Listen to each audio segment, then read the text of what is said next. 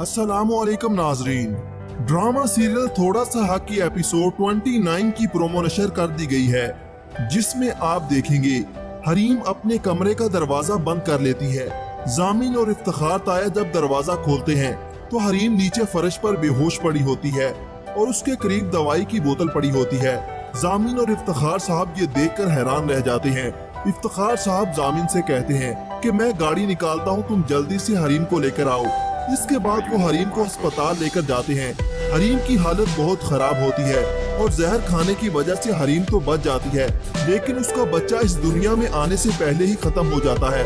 इफ्तिखार साहब अपनी बेटी की इस हालत की वजह से बहुत परेशान होते हैं और वो शहर के पास जाते हैं और उसके सामने हाथ जोड़कर कहते हैं कि प्लीज मेरी बेटी की जिंदगी से निकल जाओ। इस पर शहर अपने ताया के जुड़े हाथों का मान रख लेती है और उनकी ये बात मान लेती है। जब जामिन घर आता है तो शहर जामिन से सीधे मुंह बात नहीं करती।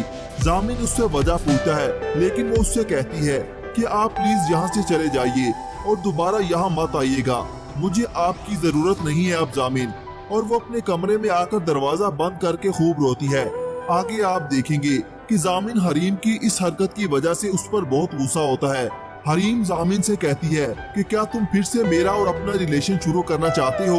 इस पर जामिन कहता है कि मैं तुम्हारे किसी सवाल का जवाब नहीं दे सकता। इस पर हरीम गुस्से में जामिन से कहती है कि गेट आउट जामिन। इस पर जामिन कहता है कि बहुत अच्छा हुआ हरीम कि मेरी और तुम्हारी मोहब्बत खत्म हो गई, क्योंकि मोहब्बत तो दूर तुम तो दोस्ती के भी लायक नहीं रही। ये कहकर वो वहाँ से चला जाता है।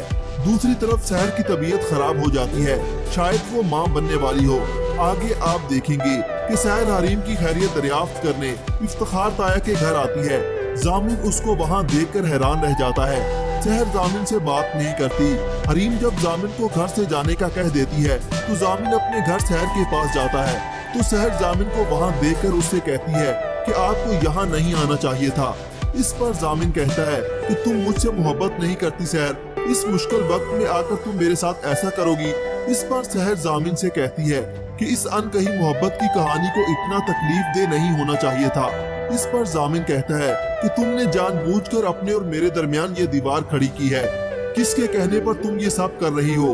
आगे आप देखेंगे कि शहर एक मर्तबा फिर इफ्तिखार ताया के घर आती है और रबिया बेगम से कहती है कि जिस वकील से आपने पहले जेली तलाकनामा बनवाया था उससे असली खुलानामा बनवा लीजिए, मैं जामिन से खुला लेना चाहती हूँ। इफ्तिखार साहब भी वहाँ पर मौजूद होते हैं। वो शहर की बात को सुनकर हैरान रह जाते हैं। क्या जामिन शहर के खुद खुला मांगने पर उसको तलाक दे देगा? अपनी राय का इजहार कमेंट सेक्शन में जरूर कीजिएगा। अल्लाह हाफिज।